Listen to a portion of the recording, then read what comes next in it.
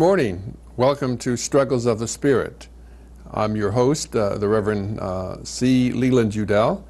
My friends know me as Lee, so please call me Lee. We're looking today at the whole issue of the nature of one's ministry, how it came into being, how you might define it. We're looking at also how different it is for some people who are ordained and some people who are not, who are lay persons. And we have someone today who's in a special category that way, because although she's not ordained yet, she's functioning as an ordained minister in many ways. Our guest is Dr. Roddy O'Neal Cleary. She's associate minister at the Unitarian Universalist Church here in Burlington, and so she's consented to talk with us about how she grew to know what ministry might be for her. And I encourage all of you, as you listen, to think about what your ministry is. Well, without further ado, Roddy, would you begin? Well, I'm really happy to be here, Lee, and it gives me an opportunity to really think more in depth about, why I'm doing what I'm doing, because so often you go along so absorbed by kind of the everydayness of life, and so it's really, I love the focus of your program, Struggles of the Spirit, #1, and then the further category of what is the nature of your ministry. I always sort of shy away from the word nature because it's a little bit like essence, and I think sometimes I'm much more existential in the sense that I just really feel that we can't all, nature is something that maybe isn't that the classic distinction? Is nature a book that we write, that we write on, or are we given a script? So I think it's probably a little bit of both. And I think you want me to tell about how I perceive myself, from age what?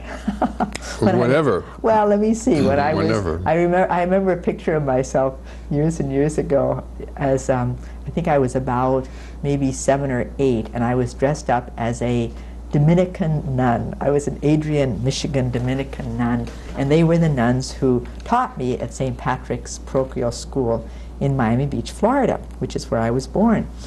And the nuns were, of course, very what were they? They were very esteemed people.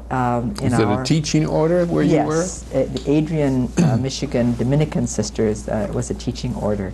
And I had very positive experiences throughout grammar school with the nuns. And I never came across any abusive nuns who would rap my knuckles, and yet I know certainly from listening to other people that there have been that in their own lives. But I lucked out, and it was very positive.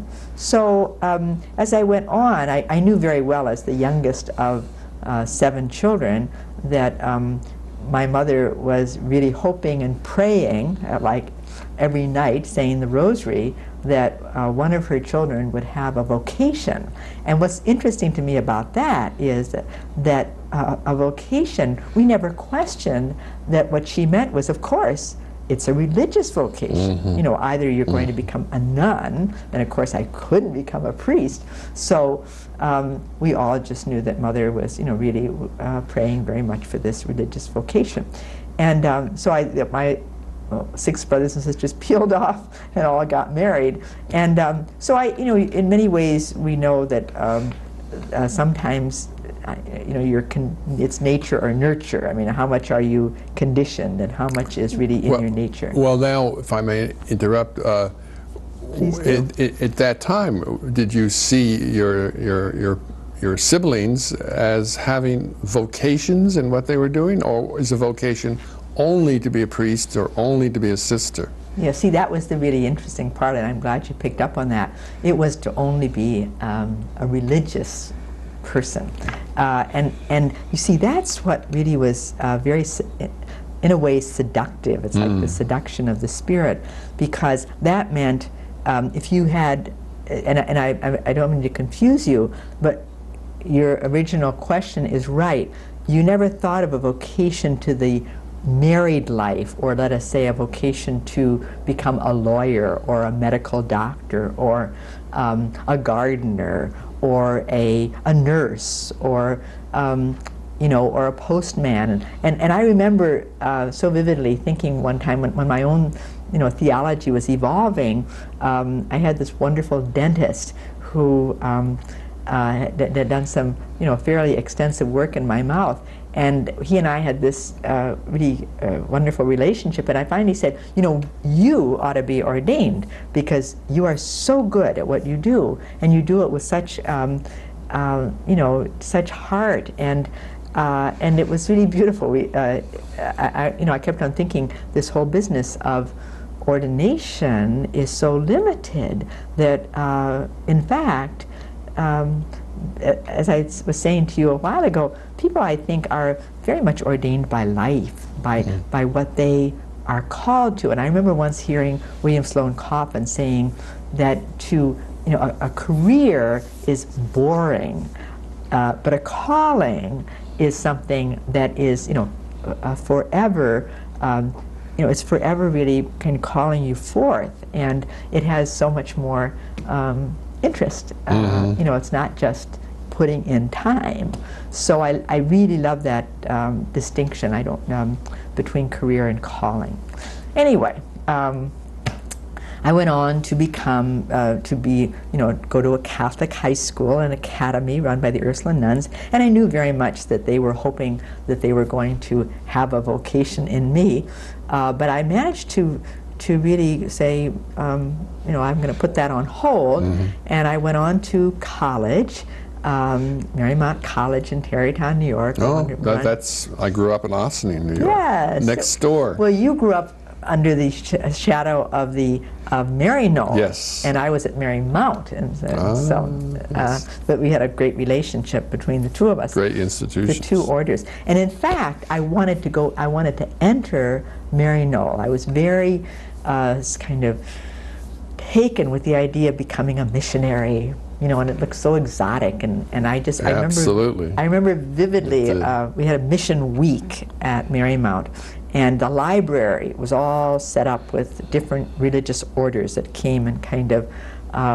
were introducing you to what their particular mission was. And the Mary Knollers had this wonderful hut, you know, that was you know, supposed to be out in the, you know, really very kind of primitive area, and I thought that was marvelous. You know, that was for me. Remember, the Mary Knoll had a sort of Chinese or a Japanese roof with tile, and it would sort of it would curve. It was very graceful and beautiful, and the building was fieldstone, as I remember. You're absolutely with this wonderful view below of the Hudson River Valley.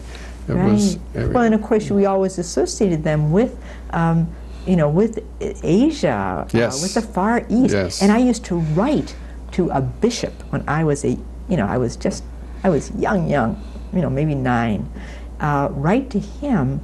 And I think he was in China, and I felt there was, you know, and he was telling me about his mission, and I mean, I felt as if I had this really personal relationship, you know. So I think that was something that really was kind of in, you know, I was thinking about it, and so that was the vocation. That was a vocation, right? But you know, I've been thinking a lot about, you know, sense of mission, and also. What did I think I was doing? I thought I was going to go and convert people, and this is a little bit of a diversion, but it's something that's been very much in my own head for the past month or so. I was asked to give a little presentation, kind of an opening for this retreat day that the staff in Human Resources at University of Vermont was holding. It was a wonderful day, and And when they said that they were going to clarify their own mission statement, and I thought, oh, mission statement. I mean, of course, I had to have a mission statement in campus ministry, and every kind of reputable group has a mission statement, right? But I realized that my own kind of resistance to it is that I always thought mission statements are those things that kind of stand there once you've got it all kind of worded and articulated, and they sort of judge you in terms of what you haven't fulfilled. I mean, because it always sounds so exalted. Exalted. That's exactly the word, exalted. And you're just kind of, you're feeling like you're, pretty pedestrian. So, so I began to think, well, now what is my problem? And I started to talk to, there's a student who we're doing a kind of independent study together, and she's doing this wonderful internship with COTS. And I said to her,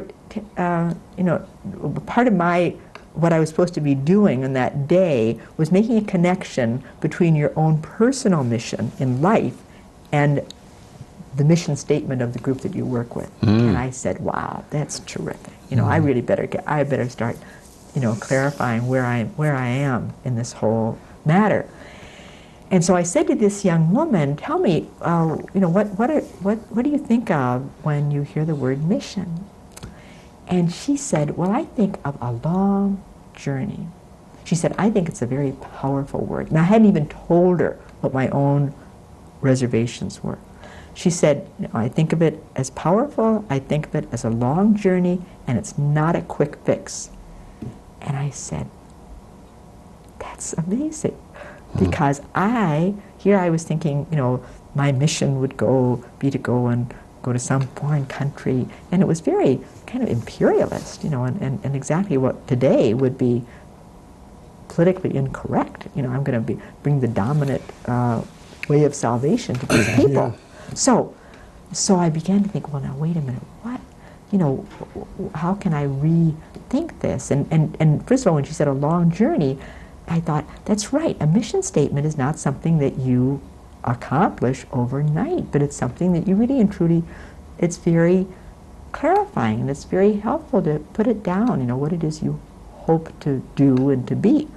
So when I thought about converting, as if you're going to convert somebody to a particular religion, and I thought, no, you really want to convert people, first of all, yourself, into, turn yourself on to your own life. See, convert means to turn around. That's right, guys. That's the missing point. You turn somebody around. You turn them around in their life. And I used to always say, I don't know. I don't know if is that saying I'm going the wrong way? Like, in other words, you've got to be converted. But I really wanted to be honest with myself and say, well, how does that relate to me? Well, what I need to be converted in, and I don't know about other people, but I need to be really turned on to who I am. And what age were you when you were thinking this way? Oh, actually, I was 64. 64. That was... I just thought about it I only thought about it a couple of weeks ago. I was trying to, convert, I've always thought about conversion, of course.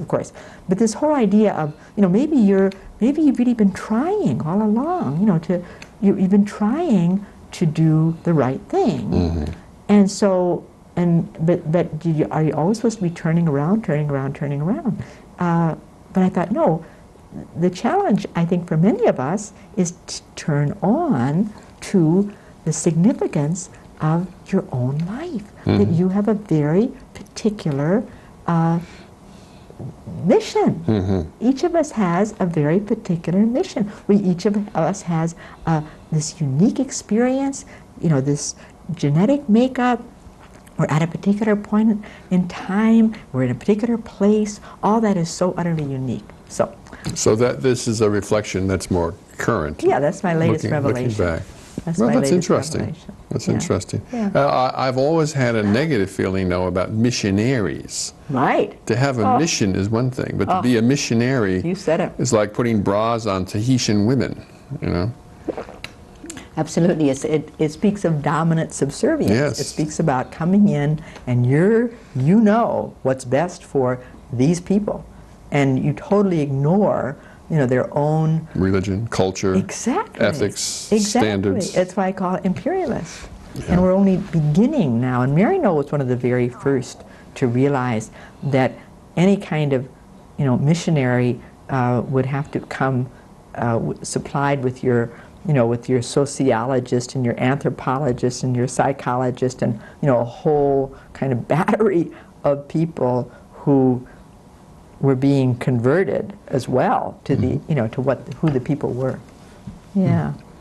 A true edge conversion. A what? True? Two edges, two directions. A double-edged conversion. We are converted by what we see of God's actions in their lives, and they are converted by what they see of God's actions in our lives. Hopefully. That's a wonderful, maybe that's what that's interesting. Maybe that's what exchanging is, when we're sort of in a interpersonal exchange. Thomas Merton said something to that effect a long time ago when he was meeting with the Dalai Lama in I guess it was still in Tibet, where they compared notes about their own personal religious experience, and they came to somewhat the same conclusion. Really? Mm-hmm. Tell me more about that. In his Asian journal. Yes. That in the core of one's religious faith, there's a unity between what the Dalai Lama, yes. Tibetan Buddhist, experiences of God in their heart. And we're not talking about axioms or about laws or about dogma. We're talking about what they experience in their inner self, right. and when you compare that to what a Christian experiences of God in their inner self, that right. there's a real similarity, right. unity. Right, and I was just reading something today by Virginia Ramey Mollenkott, and she was about sensuous spirituality. She's got a book, it's really good. But she's talking about how, she was actually quoting the lyrics of a song, I don't know who the author is, but that, when you go within, you hear, that's where you have silence and there's no violence. Mm-hmm. That, if people really were more in touch with their deepest selves, they wouldn't be killing one another. Right. Yeah. Well, let's turn a few pages back. Where are we with Roddy now? Roddy, well, I was history. Okay. You were so with the sisters. Well, what happened was I wanted to enter Maryknoll. I was a senior in college, and I was going to graduate and then do this wonderful, make this wonderful sort of, total act of whatever. To become a sister at that point? Yes. Okay. Yes, but it was a struggle. You talk about struggles of the spirit. I wanted to get married. I had a really this young man, Max Schaefer, and we was sort of beginning this relationship, and I told my spiritual kind of guide at the time, well, why couldn't I please God just as much by being married? Mm-hmm. Because that's what I wanted to do. I wanted to really have a straight kind of a straight track to God. Mm-hmm. But I mean, couldn't that include marriage and children? Mm-hmm. And she said, well, it isn't as if you couldn't save your soul, by being married. It wasn't saying I was going to risk damnation by not following a religious vocation. If she said that you would risk damnation. No, she didn't say it. No. That's what maybe she heard me implying. See, she said, but it's more like that if you have this vocation, the graces that God has in store for you will be along this particular path, mm-hmm. so that the other path might be a little less graceful or grace-filled. Well, that's all I needed to hear. I mean, I wanted the most grace I could get. And of course, you say, what is grace? What do you think grace is? If somebody said to you, what is grace? It, for me, is being aware of the generosity of God to me personally. Very nice. I like that, Lee. Well, thank you. That's really lovely. That just came up from my spirit. I never had formed those words before. Wow. That's really good. Say it again. If I can remember. It is the being aware of the generosity of God to me personally. Yeah, you know, what you remind me of, I wrote this down one time, I read it somewhere, it said it takes a certain intellectual sharpness to be grateful. And I just think that's so true. Yeah, in my work in hospitals all my life, as you know, I've spent most of my life at the bedside or teaching people to be pastors in hospitals. And I learned a long time ago that verily, verily, it is more blessed to give than to receive, but it is even more blessed to gracefully receive than to give. Wow. It's much harder to be a graceful receiver. Recipient. Yeah. That's really wonderful. That's really wonderful. Well, I'm just very, very, I'm very interested in the subject of grace, and I remember it was described once as the heartland of theology, and and I really, I mean, my idea of grace is very close to yours, but yours is more poetic. I mean, I think of it really as God's life shared with us, and so it's, you know, basically what you're saying. It's like sort of not taking life for granted, and you know, that awareness that everything is received, everything is a gift, and keeps us kind of connected. Sort of. Anyway, I thought, well, I was going to get more grace this way. I've sort of quantified it in those days, you know, kind of, you know, it's almost like, I don't know what. 40 more buckets. I don't know grace. what. Yeah, right. It was very, I mean, now I see grace more as intimacy. I really see it as, and you don't quantify it. It's more in terms of quality of your relationship with anybody. And, you know, and the source of, I think Buber says in the beginning was relationship. I think that's true. So, anyway, on that basis, I said, all right, that's it. I'm going to, you know, I have to give up my, any hopes of having a family and being married, and I'm going to offer that up to God, because my spiritual director said that it was even more of a sacrifice if you wanted this other thing, but instead you chose this more difficult path. So then along came Vatican II, which was 1962 to 1965. So were you life professed? Yes, I was life professed. I became a nun, and for 3 years, it took a couple of years to become a nun, and then you get your temporary vows, which last for like 6 years. And I was sent to teach at Mary Mount Fifth Avenue in the grammar school. I taught second grade for 3 years. And in New York City? In New York City. And then they moved me up to Tarrytown to teach college, where I taught for 7 years.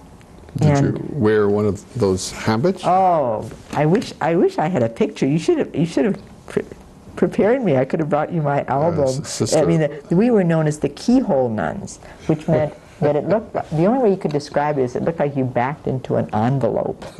That's really what it looked like. And people were sort of like, you know, I mean, you got so used to it. But I used to think, see, it literally cut off the vision, you know, and from the, like, it stood out this like far. Horses have those like horses, blinders. Exactly. But I was very lucky because I have a round face. If you had a narrow face, you were in trouble. But mine really held this coif, which had very, very tough cardboard in it. I mean, we had to literally break in our coifs like horses. But I remember one time, before I entered, I had gone to see Cinerama in 1953, because I entered in 54. And I'll always remember Lowell Thomas was talking about the history of photography. And you went in and you saw the, you know, the two-dimensional screen in all black and white, you know, and then you saw Technicolor, and then you saw, and they took back, they rolled back the sides of the screen. Do you remember this? Yeah, I do. And you were on a roller coaster, and you you know, your stomach was really kind of rolling. And then he explained it, that the height of reality is in the corner of your eye. And I said, my heavens, here I am, I'm cut off from reality, but no problem. You know, you knew that what was important was your vocation. Well, when you were functioning as a teaching sister, did you find you were doing ministry as you had? Oh, I presumed. I mean, if you were following a religious vocation. You don't question or think about it? And you know, it's strange, yeah. See, it's interesting, even as you say that, this is going to say, I never thought about ministry that much. I mean, we thought about, there were nuns and there were priests. Mm-hmm. And the ministers were Protestants. Ah, okay. Okay. Isn't that funny? Yeah. I mean, that's the first time I ever, you know, that's true. In ministry, I mean, I was... Would there be another word that would fit a sister or a Roman Catholic priest better that would be typical instead of ministry? Because we do have some viewers our age who are watching who remember pre-Vatican II. Uh-huh. And is there a term? Well, I don't think so. I mean, I think you were just a nun and you were doing what God, calling. You did what God was calling you to do. So I think maybe it was your mission. Maybe mission. Maybe you were missioned here and you were missioned there. Because I think the word minister has become an ecumenical word. Absolutely. It's not just Protestant anymore. Oh, absolutely. I just, that was just a real throwback. No, I agree. I'm glad you said that. Yeah. It sort of sets the historic background for our conversations. Yeah, you're absolutely right. Yeah. So here you are teaching it, I'm teaching at Marymount and enjoying it. Yes, because we were constantly. I was part of a teaching order, and that was great. I went from one teaching order to another teaching order, and what you did was you went to school all the time. I mean, you were constantly being sent off.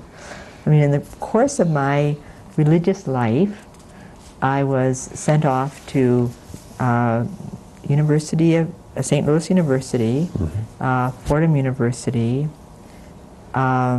Union Theological Seminary. When were you at Union? Because I graduated from Union. Well, I was there from in '66. No, I'd left by then. And '67, and more like '66 and '67, maybe part of '68, and then. And then I went out to Marquette University. I mean, you just were going from one place to the other. What was your subject? Theology. Theology, okay. Theology. So anyway, really, Vatican II made this tremendous difference because basically what they were saying there were 16 very important documents that came out of it, and the theology came down to the fact that there was no higher or lower calling, that religious life was, a calling amongst other callings, and it was just very clear that that I remember the call to holiness was universal. That was it. The call to holiness was universal, and that's what caught my attention. I said, well, this is very interesting.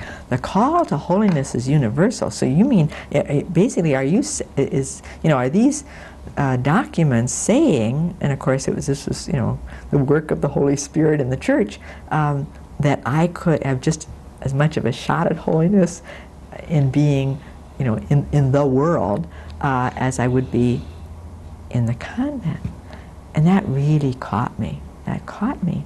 Mind-boggling. Well, you see, and it was the whole time. What I think people don't realize how exciting that time was. I mean, it was the '60s, and there were just amazing currents. There was the civil rights movement. There was the peace movement, and and then amidst all that, there was this wonderful council that was actually being reported on the front page of the New York Times. I mean, I would go into class and be able to teach off of the front page of the New York Times. And I mean, and for the first time, the Catholic Church was seen not as this monolithic, institution, but it was clearly, I remember going to Union and having a professor say to me, here I was still a nun in habit, and say, it was just delighted. He said, this, it's happening to you. In other words, this is what we've been all along. There's a lot of diversity of opinion, obviously, because these issues were being debated on the floor of the council. People were disagreeing. John Courtney Murray was, really holding forth and about religious liberty, religious pluralism, and having, bringing the American experience into the Roman Catholic Church. That was just so exciting. So you were constantly reevaluating, and I loved my community. I mean, I became really so much a part of, this wonderful, strong community of women. And that was very important for me because there was a lot of, in the 50s, you didn't necessarily value yourself as a woman.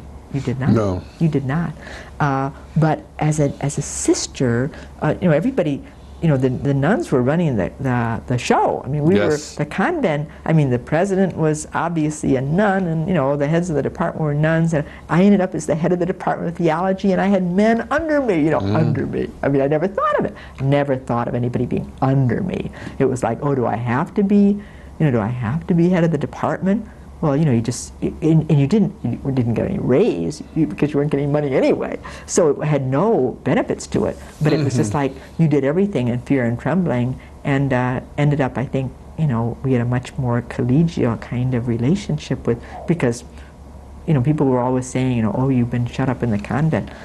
No, we lived in the dorms with the students. We had constant interactions with our colleagues, the rest of the faculty. It was a great situation. So it was a very, really a very challenging and productive life. Yeah.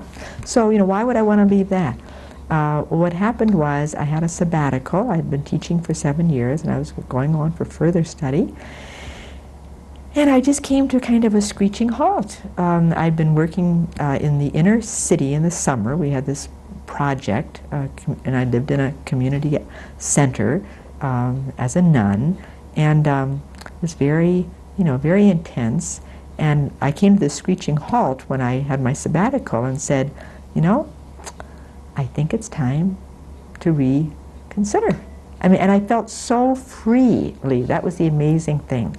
I felt so free of any kind of, concern about kind of falling back on my commitment or displeasing God, because thanks to my studies in theology, I had really been, I've been liberated from a lot of my false ideas about God. So there was no guilt considering. And this is the amazing thing, because I mean, I was, I had your typical, Catholic guilt. I know all about that. So that's what I called it, a grace. It was a complete and utter grace that I could even think that way. So what I did was I took a leave of absence, and the whole time I was going to Union, and it was wonderful. I had some of the greatest teachers of that year. I had Daniel Day Williams. Oh yeah, I had him too. Did you really? Yeah. Beautiful, beautiful human being. He certainly is. Who else did you have? Paul Lehman. He wasn't there when I was there. And you know who I had? John Macquarie. Yeah. He was an ethicist. He was, I think he had just come when I was there. Amazing man. Yeah. Amazing man, yeah. So anyway, and I got them all to come and speak to my community, these Protestant theologians. I brought them all back to speak to the nuns. It was this great dialogue. If anything, they reverenced our form of life more than, it was very exciting, this ecumenical time. I think Woodstock, the Jesuit Woodstock Seminary, amalgamated Union around that time. Yes, and see, Fordham, it was the first time that as a doctoral student at Fordham, cross-registration. Exactly. Yeah. And I over-registered for courses at Union. I bet you did. And I got a real kind of, the head of the department at Fordham, so it was like, I don't know what you think you're doing, but I just even consulted them. I just went and signed up for all of whom I knew to be the great professors. you know, and it Sure. was, and it paid off. Sure. It paid Sure. off. So I don't know how they felt about it. So what seemed to free you up was Vatican II, and also the notion that, I'm trying to sum up here. Thank you. Also the notion that being a sister was not necessarily any more the pathway to holiness and perfection than being a married woman with children. Exactly. There was no shortcut to heaven. Right. Right. So what happened was there was no shortcut. Good for you. It was a long journey, like that young woman said. Pilgrim's progress. Yeah, no quick fix. See, I think I thought it was going to be a quick fix. Yeah. So, so what I did was a year, I was out a year, and I said, you know, I think I'm going to go back. Because they called us. I kept in very close contact with my community. I lived on the west side in an apartment by myself in New York City. And that was a very good experience. Where did you live? That was my area. West 106th Street, between West End Avenue and Riverside. I was Drive. 113th Street, between Amsterdam and Broadway. Okay, okay. So you're closer to Union. Yeah. I used to take that walk all the time.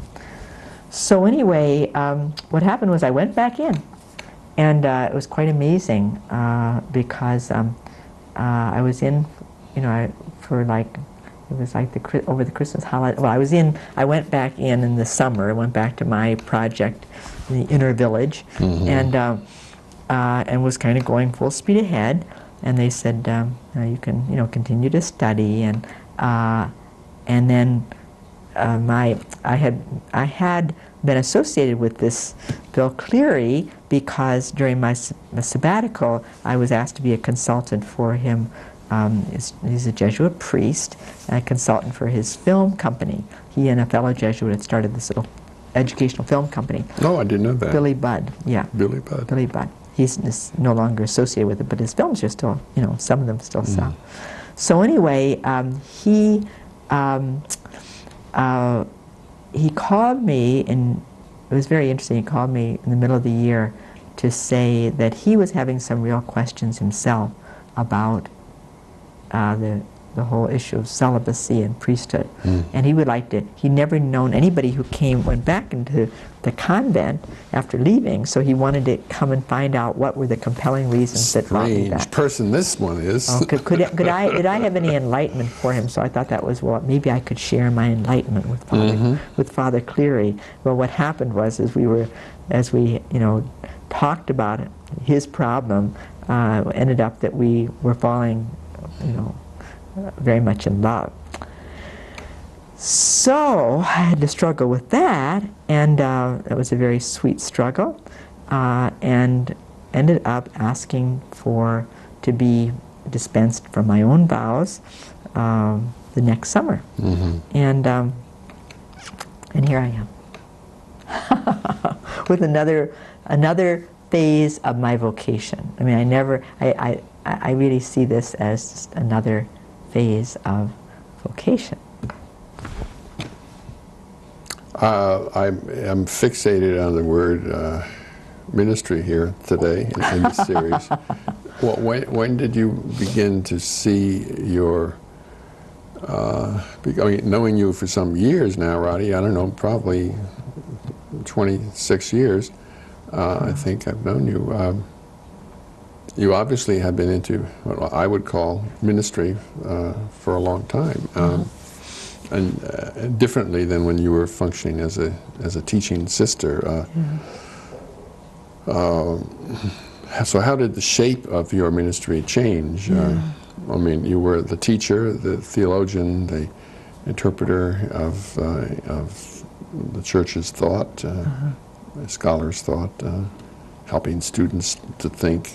And that was a form of ministry, I would say. But what did you do when you left the community? What did you didn't clean tables at chock full of nuts coffee shops in New York City, probably? Well, no, actually I continued teaching. I taught out at St. John's University in Jamaica. Okay, Long Island. Yes, that was my first paying job. And I actually got it before we were married. I got it in the fall semester. Went and applied for a job. It was very scary. And I taught there for a year, and then our first child arrived. And I stayed home with our son, and then 20 months later, our next child arrived. And so that was all grace. That was like, wow. I honestly hadn't thought about what it would be like to be a mother. Yeah, it's so amazing. It was a real, and it was a turn on, in many, many ways. In other ways, it was a revelation, because I realized this is what women have been doing all along. And I remember I had that revelation one day when I was dusting a leg of a table. And I thought, I've dusted this table leg, how many times? And this is getting a little boring. And so by the time our second son was on his way, before he was born, I was out there interviewing for a job. And I said to Bill, I hope, how do you feel about this? I'm not going to be home all the time. And he said, well, and he always, I have to laugh because he'll probably get after me for this, but he said, well, you know what you're like when you're home all the time. And what I was like was I would obsess over dust. I would become very kind of, focused on things that were not all that large and important. And I realized that, that the life that I realized that I had a very privileged life in the sense that I had developed interests and there was something that was pushing me on, saying, come on now, I just didn't want to be at home all the time. As incredibly, beautiful as this vocation was, I realized, and I have to give Bill so much credit, because I will never forget one day when I came home, and he in fact was working at home then, and he had this year working at home, so we did have somebody come and help with the children while I would be teaching from 8 to 4. I started teaching in an all-boys high school in Paramus, New Jersey. Oh, sure. And we were living in Fort Lee. But it was a wonderful moment when I came home one day, and he had both children in arms, and they were both, in diapers. And he said, it was about 4 o'clock, and I always remember the moment he said, no one is talented enough to be with children full time. That's well said. Exactly. And you see you have to appreciate Lee. I had always thought of him, and he had always seemed like a Pied Piper. I mean, he would do the most ingenious things with the children. He was forever coming up with new ideas of how to just capture them. Yes, I can see that knowing Bill. Can't you? Yes. A bit of an imp in him with great delight and imagination. Right, and he would have he loved the snuggler, those snugglers they used to have where you could put a child in front of you. And he would be sitting there with at the piano with Tom and a little snuggler, and he'd be playing, Gilbert and Sullivan, and I mean, it's no wonder that our sons are musicians, because that's, they had drums and from age 3. So when he said that, it was such a wonderful thing, because he went on to say, after saying no one should be with children is talented enough, and that was the word. Nobody is talented enough, because child development is the ultimate value in any society's, worth it being civilized. But anyway, he said, I think I had changed 15 diapers, and I was sure it was time for lunch. And he said, I looked at my clock and it was 9:30. Wow. So he was like, I don't believe this. The time was kind of eking on. Roddy, I suddenly realized it is 12:15. I'm interrupting you, and I just feel like we're just beginning. But I have a promise to the studio and to you to open our conversation to our viewers. We have a telephone. A telephone, but it's a speakerphone. So you can join us here, our viewers, and make comments, ask anything you wish. I think we can handle most anything here. Absolutely. We have 15 minutes to talk about your ministry, your own experience. I think Roddy's given us a lot of leads here. Let me see. I think we have someone on the line right now. Really?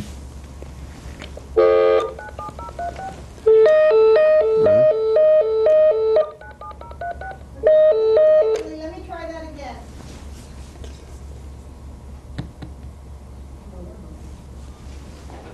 Okay.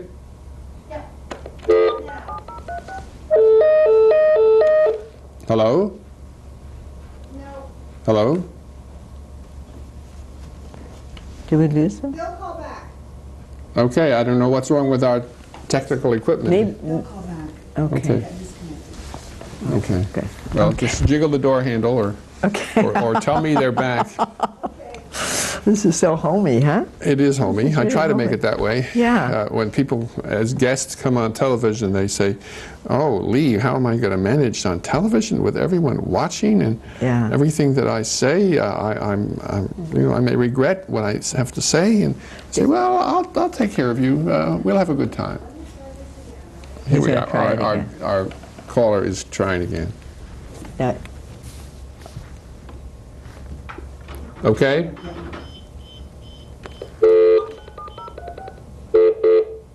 Hello. Hello. Welcome. Hello. I'm glad you made it through the electronic network. I think that you have equipment that blocks imps. That could be an imp detector. I want to sing a little song in honor of something. Could I do that, please? Well, I think we're at your disposal, sir. You are our caller. We owe it to our viewers to be responsive. Okay. Bow your head now. Okay. Happy birthday to you. Happy birthday to you. Happy birthday, dear Roddy. Happy birthday to you. Bless your mother and dad. Bless the family you had. Bless your teachers and lovers. How they made you wear glad. To our other viewers, we are celebrating Roddy Cleary's birthday today. Yes, yes, I qualify for my Medicare card. Who's the author of that last stanza, please? I wrote it myself. Oh, you wrote it yourself. Now Okay. I'll modestly get off and let you do it. You don't have any questions? No questions? Come on. Well, You questions. know, Maybe I could ask Lee sure. Good. about your own ministry at this time. You're kind of in the ministry of inquiry and discovery of other ministers. In part. Yeah, I'd love to hear a little bit more In part. about that. I'm sign off now. Let you talk. Okay, thank you, Bill. Okay, Bill. Technically, I'm self-employed. I'm not employed by a hospital, by a church, by a council of churches, by an institution, by a synagogue, by anyone. I'm self-employed. And so it gives me a great deal of freedom to do what I want to do. I don't make very much money. I don't get paid for this television program. But that's okay. I'm on a pension, and that takes care of bread and butter, if you eat butter these days.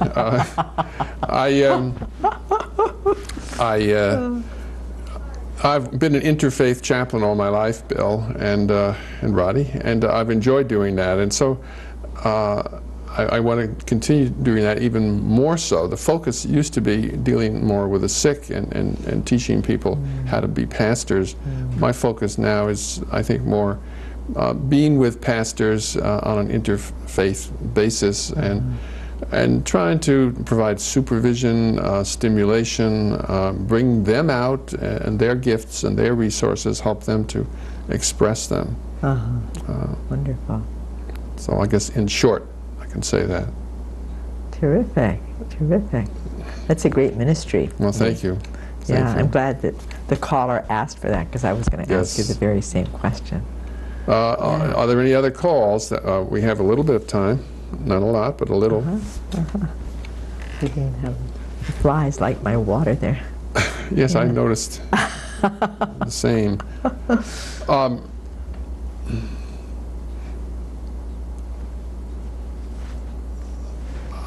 So how You want me to go on I'm with coming my- back. I'm very stubborn. How going back to ministry again? Sure.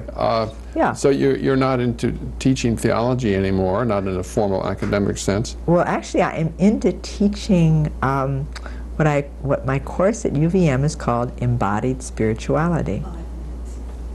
It's called Embodied Spirituality, and it's really a way of exploring authentic religion, if you will, because that's what I see as authentic religion.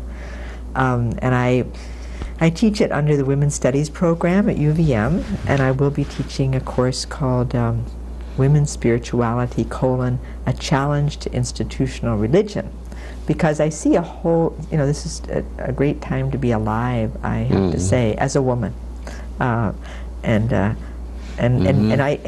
hopefully as a man too, because I think it spills over by all means, and because certainly men have their feminine sides as women have their masculine sides. So I think it's a time in which we're becoming more fully human, and but it's particularly as a woman now there are feminist philosophers and psychologists and anthropologists and theologians that are writing out of really their own experience, as well as certainly in touch with the scholarly sources.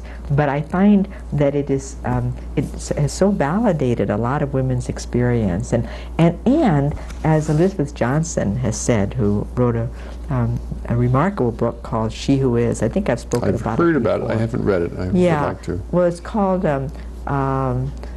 Let's see, The Mystery of God, the subtitle is The Mystery of God in Feminist Theological Discourse. And the idea being that as women come to really understand themselves more, trust their experience, be in touch with the meaning that emerges from what it is to be a woman, there's really a fuller kind of understanding of the divine. I would think so. Yeah, because since if in fact we are made in the image of God, then that would stand to reason, wouldn't it?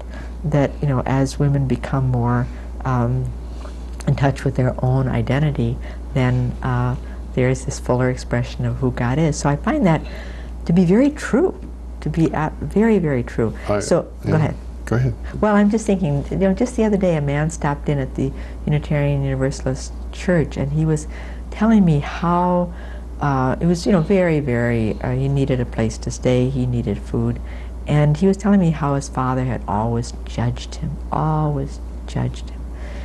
And you could just see how really, kind of beaten down he was. And then he said, and my mother had to be two people. She had to be a mother and a father. So I think that this idea of God as mother, as somebody who's not into judging, is just really a very important time in theology, certainly, and also in understanding of what it is to experience God as not this overlord, but really as this very nurturing and affirming divine being who is just kind of wanting us to become who we are, and who's just really very taken with us. That is the turning us on to who we are. Yeah. Well, Roddy, I thank you for being here. I would like to have a whole another hour. We worried how we would get through the hour. I think my fear now is that we don't have enough time. I know. Do you have anything you want to say in closing?